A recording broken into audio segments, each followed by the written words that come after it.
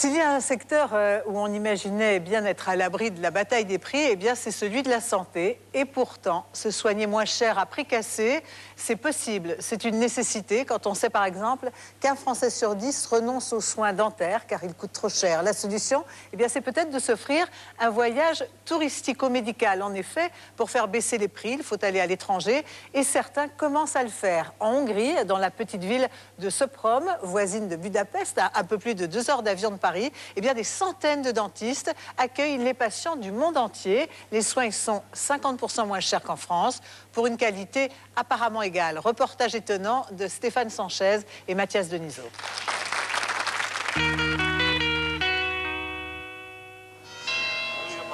À 2 heures de Paris, perdue en pleine campagne hongroise, une petite ville connaît depuis quelques années une expansion spectaculaire.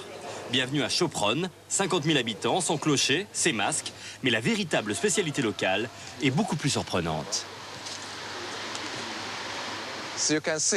Comme vous pouvez le voir en vous promenant dans notre ville, toutes les 4 maisons, il y a un dentiste. C'est votre spécialité? Oui, ça l'est, bien sûr. Avec plus de 1500 dentistes, Sopron est la capitale des soins dentaires en Europe. Et ici, ça coûte 50% moins cher qu'en France. Prenez cet hôtel, par exemple. Il est unique au monde. Au premier étage, il n'y a que des cabinets dentaires. Et au deuxième et au troisième, il y a les chambres pour leurs patients. Et ce nouveau marché, il y a un Français qui y croit. Ça veut dire Zahnarzt? Zahnarzt, c'est le dentiste en allemand. Nicolas Pinault, diplômé d'une école de commerce, est installé en Hongrie depuis 9 ans. Il y a 6 mois, il crée une agence de tourisme dentaire. Ce matin, il visite une clinique ultra moderne, susceptible d'attirer ses futurs clients. Je ne pensais pas que c'était aussi grand. C'est un centre médical et un centre de remise en forme. Mais je le découvre en même temps que vous. Et effectivement, ça a l'air assez impressionnant. Donc on va faire un petit tour pour voir à quoi ça ressemble exactement. Avant d'envoyer des Français ici, il doit tout vérifier. La formation des dentistes, leurs résultats, l'état du matériel. Nicolas semble intéressé, ici l'équipement est neuf. Et en plus, dans l'équipe, il y a même un dentiste qui parle français. Car aujourd'hui en Hongrie, rien n'est trop beau pour faire venir les patients étrangers. Pour les attirer, on mise sur le luxe. Coiffure, manucure, sauna. Il ne s'agit pas seulement d'une clinique dentaire. Ici, les patients peuvent profiter de nombreux autres services. Un maximum de confort à des prix imbattables. C'est impressionnant ce lieu, hein, Nicolas? Ouais, non, c'est sympa, ouais. Sympa, hein. Donc elle vient de me dire, là, on est à côté de 700 mètres et c'est la frontière autrichienne. Pour l'instant, 9 clients sur 10 sont autrichiens et allemands. Mais Nicolas compte bien faire changer les choses. C'est quoi ça? Ce sont des CV d'assistante. Je suis à la recherche d'une assistante. Et on est où ici? On est chez moi, ce qui fait office de bureau pour le moment, en attendant de m'installer dans des bureaux définitifs. Allô? Allô, monsieur Ganem? Sa société, pour l'instant, ne se résume qu'à un ordinateur, un téléphone et l'idée de proposer des voyages dentaires tout compris, à prix cassé. En 6 mois, le nombre de ses clients a doublé. Oui. Bon voyage et puis à demain alors. À demain, merci, au revoir. Au revoir. C'était qui, Nicolas? Un nouveau patient qui arrive demain. Banlieue de Budapest, un aéroport qui ne paye pas de mine. Depuis quelques mois, il ne désemplit pas. Les compagnies low cost y ont élu domicile. Preuve de l'explosion du tourisme dentaire, Nicolas, ce matin, n'est pas le seul à venir chercher un client. Monsieur Garneau? Bonjour. Bonjour. Ali est électricien à Amiens et il a toujours négligé ses dents. Pas eu de retard? Non, ça va, ça a été. Franchement, de ce côté-là, c'était impeccable. Ouais, bien dormi la nuit dernière? Cette nuit, j'ai pas dormi beaucoup, mais je me suis un peu reposé dans l'avion, quoi. Allez-y, c'est parti, en prix. Ali a plus de la moitié de ses dents en très mauvais état. Se faire soigner en France lui aurait coûté de 15 à 20 000 euros. Et comme il ne peut pas compter sur sa mutuelle, il s'est tourné vers la solution hongroise. Je l'ai trouvé par internet et je me suis vachement documenté, quoi, je veux dire. Et après, plus je me documentais, plus ça m'intéressait et plus je me suis dit il faut y aller, quoi. Il faut bien comprendre que c'est pas une question de compétences et les dentistes français sont très compétents, il n'y a aucun problème là-dessus. Les dentistes hongrois le sont aussi. Le prix des loyers, les charges fiscales, le coût de la vie également, donc le salaire lui-même font que On peut proposer ici des soins d'une qualité équivalente, mais avec des économies de 30, 40, 50%. Pas de temps à perdre, Ali va passer 2 jours à Budapest. Il arrive déjà à la clinique où il va être opéré. Bonjour. Ali, Ça va très bien, merci. Le dentiste ne sait rien dire d'autre en français. C'est Piroshka, l'assistante, qui traduit. Voilà. Vous allez tout de suite recevoir des formulaires à remplir. Oui, bien sûr, ouais, c'est ce qu'on m'avait dit. Très bien. Est-ce que vous êtes nerveux? Non, ça va, non, ça va. Franchement, ça va, je suis bien. Tout va bien. Des formulaires à remplir, un petit thé. Tout est fait pour rassurer Ali. C'est pas un calmant, non? D'accord. Donc là, Et pour lui en mettre plein les yeux, place à la visite des lieux. il y a un monsieur américain qui est en soins, donc on va faire ça assez rapidement. Je vais jeter un petit coup d'œil. Ce qui est aussi marrant, c'est que si jamais le patient commence à s'ennuyer, on peut même lui mettre un petit film ou lui faire écouter de la musique. Donc, alors on va continuer. Alors, venez. Donc là, se trouve notre cabinet qui est libre. Alors peut-être que... Ils sont tous pareils, les cabinets. Oui. C'est grâce au tourisme dentaire que vous avez acheté tout ça. Oui, ça nous a aidés, mettons. Oui, beaucoup. Ben, c'est Le normal. tourisme dentaire, vraiment, nous a permis quand même d'avoir un très beau cabinet. Il y a plus de Hongrois ici ou d'étrangers? Il y a beaucoup plus d'étrangers qui viennent ici, à peu près 80% d'étrangers, une vingtaine de pourcents de Hongrois. Voilà, revenez. Et la visite se termine par un petit détail qui a toute son importance. Je vais vous montrer le diplôme du docteur. Il fait son diplôme donc ici à Budapest, en Hongrie. D'accord. Donc j'espère que vous êtes très rassurés en voyant tout ça. Bien sûr. Ouais.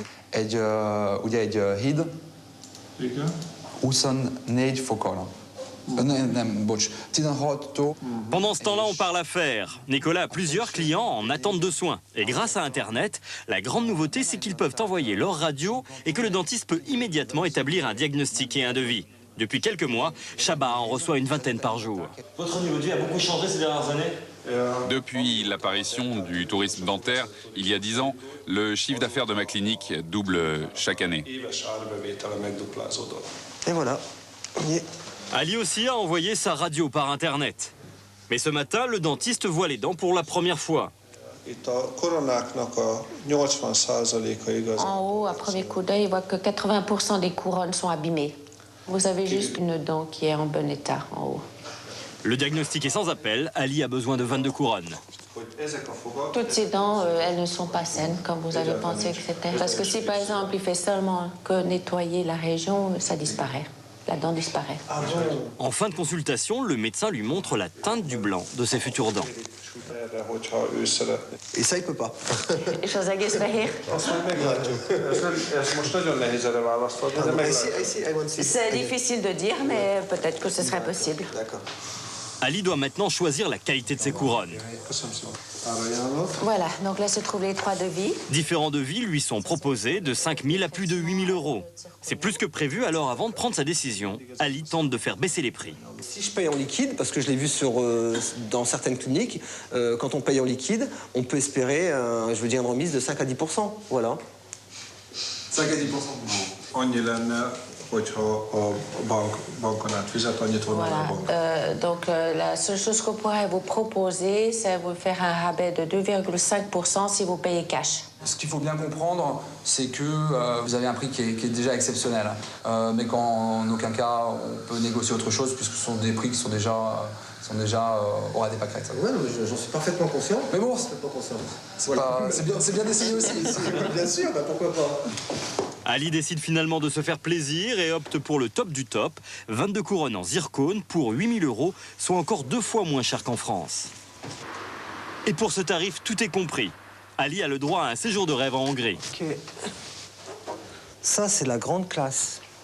C'est génial. Qu'est-ce que vous en pensez, Ali? C'est magnifique. Chambre d'hôtel 5 étoiles. Regardez, le lit est confortable et tout. Non, c'est magnifique. Non, c'est génial, quoi. Une chambre comme ça, en France, je paierais 4 fois ou 5 fois le prix, quoi. Si c'est pas plus. Non, c'est magnifique. Salle de bain, franchement, là, c'est au top, quoi. J'ai l'impression d'être un prince arabe. C'est la place des héros, donc si on veut commencer à connaître... Et pour la découverte de Budapest, Ali a droit à une visite privée avec Dominika, un guide particulier. Chaque chef avait son symbole. Voilà, regarde, par exemple, ça...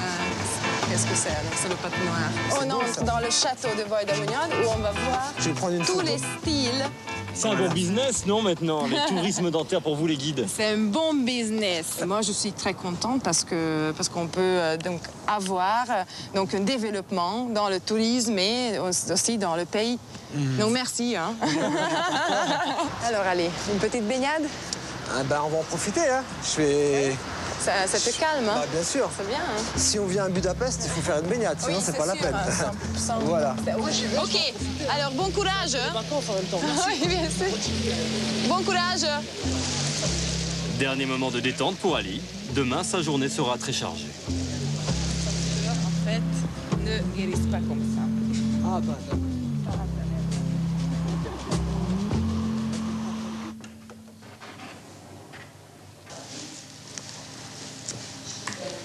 Anesthésie locale pour effectuer des soins sur 22 dents. En France, il aurait fallu environ 15 séances pour réaliser des travaux équivalents.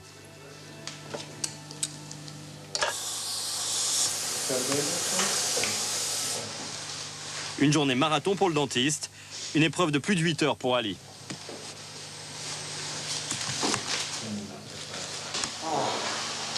Fatigué? Un peu. Au bout de 4 heures de travail, on est aussi vigilant. Je ne suis pas fatigué. Non. Concentrer tous les soins sur 1 ou 2 jours, c'est l'une des raisons des précassés. Une autre explication, c'est le coût de chaque couronne. Ici, Ali paye 330 € l'unité. En France, il aurait dû débourser 2 à 3 fois plus. Alors comment obtiennent-ils de tels tarifs? Réponse à quelques rues du cabinet de Chabat, dans un atelier de prothèses où sont réalisées les nouvelles dents d'Ali. Ici, on ne manque pas de travail. Regardez, chaque jour, on reçoit une trentaine de commandes. Ici, les prix défient toute concurrence. Et ses économies, Joel tient à nous montrer qu'il ne les fait pas sur la matière première. Pour les couronnes, on fait venir le métal d'Allemagne. Et pour la porcelaine, elle vient directement du Japon. C'est vraiment de la bonne qualité. Même matière première, même temps de fabrication qu'en France, environ 5 jours. Ces économies, Joel les fait sur la main-d'œuvre. Ici, les salariés sont payés 3 fois moins. Je suis payé à la pièce, donc je ne sais pas exactement combien je gagne. Environ 450 € par mois. C'est quoi la différence entre un prothésiste français et un prothésiste hongrois? La différence, c'est qu'un prothésiste français travaille moins et gagne plus. Mais on peut encore trouver moins cher. Retour à Choprom, la capitale des dentistes, dans un cabinet à première vue très ordinaire. Et pourtant, Richard Andras est un dentiste à la pointe de la technologie. Comme quelques-uns de ses confrères européens, il utilise la machine qui fait baisser les prix. Qu'est-ce que c'est ça? C'est la machine qui fabrique les couronnes. Je pose un bloc de porcelaine et elle dessine la dent en 15 minutes. Plus besoin de prothésistes pour réaliser en un temps record une couronne prête à poser. C'est terminé? Yes. Vous pouvez nous le montrer? Combien ça coûte d'habitude en Europe? 1000 €. Plus de 1000 €. Et chez vous? 200. 5 fois moins cher, une qualité identique, mais cette technique ne peut pas encore être utilisée pour toutes les couronnes. 21h30, Ali est toujours sur le siège du dentiste. C'est l'heure de la délivrance. Voilà, alors veuillez vous regarder, voir si vous êtes content du résultat. Ouais. Non, franchement, je suis très content du résultat. Et le résultat lui redonne le sourire. Waouh. Waouh. Non, c'est vrai, je suis content. C'est impeccable. Et encore, c'est seulement les provisoires, d'après ce que j'ai compris. Non, je suis content. Je suis content. Merci, docteur. Il ne s'agit encore que d'un sourire provisoire. Ali reviendra voir Chabat dans un mois pour la pose de ses couronnes définitives. Ça change, hein? Ben, carrément, quoi. Méconnaissable. Et le suivi, comment on fait un suivi à 2000 km ou 1500 km? Le contact est gardé avec le patient ne doit pas être oublié. On fait déjà un suivi téléphonique et puis par exemple en été pour les vacances, on les attend pour un contrôle. Au moindre problème qui peut survenir chez le patient, si c'est compris dans la garantie bien sûr, on lui paye le vol et l'hôtel.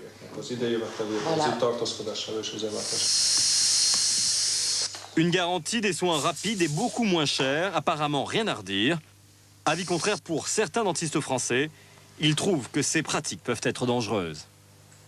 Toutes les séquences de traitement ont été accélérées et il faut savoir qu'il y a des temps de cicatrisation, il y a des temps de traitement qu'on n'a absolument pas, qui sont incompressibles. Et si on ne respecte pas ces temps de traitement, eh bien c'est l'échec du traitement, voire la perte des dents. On a les mêmes résultats qu'en Europe en ce qui concerne les implants. On utilise les meilleurs implants au monde. On a seulement 1% de rejet. L'an dernier, 1000 Français comme Ali sont partis se faire soigner en Hongrie. On prévoit une augmentation de 30% par an. Le tourisme médical a visiblement de beaux jours devant lui. Qu'est-ce que tu veux faire, Ali, maintenant? Bah, peut-être les cheveux. Hein. Comme ça? J'irai en Tunisie pour faire les cheveux. Et après, on verra. Ali, vous êtes très bien comme vous êtes. Touchez pas aux cheveux. On a souffert avec vous. Comment ça va? Ça va bien, je vous remercie. Très bien. Bon, il n'y a pas eu le lendemain de l'opération, des douleurs Bon, j'avais un peu mal aux dents quand même, je veux dire, parce que j'ai extrait de dents, quoi. Mais je veux dire, quand même, j'ai passé 8 heures la bouche ouverte. Ça s'est bien passé quand même. Il n'y a pas eu de souci particulier. Si c'était à refaire? Je le referai sans problème. Alors, vous n'en êtes qu'à la moitié de l'opération, j'ai envie de dire, puisque vous devez retourner pour...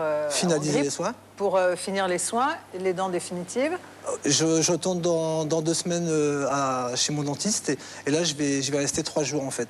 Le temps de prendre les empreintes et puis de faire les soins définitifs, quoi. Et alors, au total, le prix de ces 22 couronnes? 8 000 €. Combien? 8 000 €. Tout compris, voyage compris. Tout compris, voyage compris. Et une garantie si... S'il y a quoi que ce soit, ben, je retourne là-bas sans problème, quoi. J'ai confiance aux médecins là-bas, quoi. Il n'y a pas de problème. En France, vous aviez évidemment fait les calculs. Ah oui, j'ai gagné à peu près 60%, quoi. 60%. Alors, Philippe Leclerc, bonsoir. Vous êtes chirurgien dentiste. Est-ce que vous pensez que vos confrères hongrois font du bon travail? Ali a été bien soigné? Ah, écoutez, je pense que nos confrères hongrois sont tout à fait capables de faire du bon travail. À partir du moment où ils ont eu la même formation que nous et qu'ils ont acquis la compétence, c'est évident. Mais moi, ce qui me choque, bien évidemment, c'est la rapidité du traitement. Surtout que là, il est très clair qu'il s'agit d'un traitement complexe. Et un traitement complexe, il y a des préparations. Les dents doivent être préparées, les soins doivent être validés. On doit passer par des phases également de validation de prothèses provisoires. Puis ensuite, il y a d'autres étapes. C'est ce qui est fait. Alors, au fond, moi j'ai envie... Mais très rapidement. J'ai envie de vous demander, la question qu'on se pose tous, c'est au fond, est-ce que vous avez raison de prendre vos distances ou est-ce que vous faites un peu de corporatisme en disant, attendez, il n'y a que les médecins français? Non, je ne fais pas du tout de corporatisme. Je ne dis pas que les dentistes hongrois ne sont pas capables de traiter comme les dentistes français. C'est absolument pas ça que je dis. Je dis par contre que dans des plans de traitement aussi rapides, ce n'est pas possible qu'il n'y ait pas de faille. Alors, par ailleurs, oui. Excusez-moi, la clinique ici est certainement très bien choisie, mais nous avons, rencontré des patients qui n'avaient pas du tout eu les expériences que vous êtes ici en train de décrire. Je ne sais pas si M. Ali a été informé du traitement. Il est arrivé à la descente de l'avion et il devait signer déjà un devis. Mais en France, la loi Kouchner cible très bien notre cadre d'activité où le patient doit être informé, il doit avoir le temps de réfléchir, il doit pouvoir choisir, il donne son consentement. Et après, il a une protection juridique. Dans ce type de situation, il n'y a aucune protection juridique. Et on a vu des patients revenir avec des dents, parfois avec des implants qui étaient partis 2-3 jours après, des prothèses qui, pareil, s'étaient déplacées ou décellées très rapidement. Certains patients sont retournés sur place et n'ont pas reçu l'accueil qu'ils auraient aimé recevoir. On a vu des patients qui n'ont pas retrouvé l'officine dans laquelle ils étaient... Ce n'est pas le cas. Juste un mot pour Ali, ça va? Parce que ça vous trouble pas? Non, pas vraiment. Les Anglais, ça fait 15 ans qu'ils vont là-bas. Les Autrichiens, ça fait également 15 ans. S'il y avait vraiment des soucis, je pense qu'on l'aurait su depuis longtemps, quoi. Je veux dire, voilà, quoi. Je me suis bien renseigné avant. Je suis confiant. Au niveau des dentistes là-bas, il n'y a aucun problème, quoi. Et vous gardez le moral? Je garde le moral. Voilà. Oriane Garcia, vous aussi, vous avez un peu, et même beaucoup, bousculé le monde de la santé, puisque vous vendez des lentilles pour les yeux, des lentilles 30 à 70% moins chères. En fait, vous avez contourné un monopole, c'est celui des opticiens. Oui, tout à fait. Moi, je vends par Internet des lentilles de contact qui sont exactement les mêmes qu'en magasin. Nous nous approvisionnons chez les mêmes labos, mais 30 à 70% moins chères. Pourquoi? Eh bien, parce que, notamment, on les vend par Internet. Alors, oui, c'est un monopole qu'on a contourné en France, puisque la France, et c'est une particularité française, est soumise pour la vente de lentilles de contact à un monopole des opticiens en magasin. Donc voilà, nous ne combattons pas... Votre site n'est pas en France? Il est en Allemagne. Ouais. Donc nous, ce que nous remettons en cause, ce n'est pas un monopole des opticiens, mais un circuit de distribution. Mais enfin, les opticiens sont aussi là pour sécuriser les patients. Il s'agit quand même d'un acte de santé. Tout à fait. Alors nous sommes nous-mêmes associés avec un opticien. Nous avons tout un tas de conseils santé qu'il est obligatoire de lire sur notre site avant de commander. Nous sommes persuadés que nous fournissons la même information. Et vous ne vendez pas des fins de série, des lentilles démodées? Non, bien au contraire. C'est un procès qu'on a voulu nous faire, mais bien sûr que non. Ce sont les mêmes lentilles et nous nous approvisionnons chez les mêmes laboratoires. Geoffroy Roux de Bézieux, vous avez travaillé vous étiez dans la commission Attali. Donc la santé moins chère, c'est possible? Oui, je crois que la santé, c'est un marché. Alors il faut faire attention à l'aspect sécurité, bien sûr, mais il y a un certain nombre de choses, il y a des monopoles qui n'ont plus lieu d'être. Oriane Garcia a cité les lentilles, mais il y a des produits qui sont vendus en pharmacie, qui sont sans prescription, et qui partout dans le monde sont vendus dans des supermarchés moins chers. Le sirop pour la toux, c'est le meilleur exemple, la vitamine C. Et donc, il reste en France quelques forteresses, on peut les appeler comme ça, qui ne sont pas justifiées, qui ont pu l'être à un moment, mais qui ne sont plus justifiées pour des raisons de sécurité. Donc je pense que c'est un très bon exemple. On peut faire moins cher, on peut faire gagner du pouvoir d'achat aux gens, tout en préservant leur sécurité. La commission Attali n'a pas fait que ça, mais elle s'est aussi attaquée à ça. Alors vous parlez de la santé moins chère, la santé dentaire moins chère, vous seriez allé ou vous iriez en Hongrie? Écoutez, moi j'ai perdu mes dents très jeune à Action de rugby, donc j'ai déjà fait tout ça malheureusement. Mais si j'avais su, j'aurais été économisé mes 8 000 €. Donc vous n'avez pas de doute, oui? Ah oui, moi j'ai pas de doute. C'est les mêmes diplômes, c'est des gens qui ont l'air très compétents et je crois, on est dans la mondialisation des services. Donc je crois que c'est à nous de nous adapter, il faut accepter la règle du jeu. Et de ce que j'ai vu du reportage et du sourire d'Ali, je vois pas pourquoi j'aurais pas essayé. Mais ce qui me fait un peu peur, c'est que ceux qui nous écoutent, dentistes, opticiens, pharmaciens, vont se dire, mais en fait, on fait de nous juste une corporation frileuse, resserrée sur nous-mêmes. Ils ont aussi leur utilité. Bien sûr, mais bien sûr, l'ensemble des professions médicales françaises est réputée. Il y a des gens qui vont venir du Moyen-Orient, il y en a qui viennent déjà se faire soigner. C'est une mondialisation des services et je pense que ça peut marcher dans les deux sens. La France, comme dans le textile, peut se positionner sur le haut de gamme, sur la qualité, sur l'innovation et pas forcément sur tous les segments. Merci.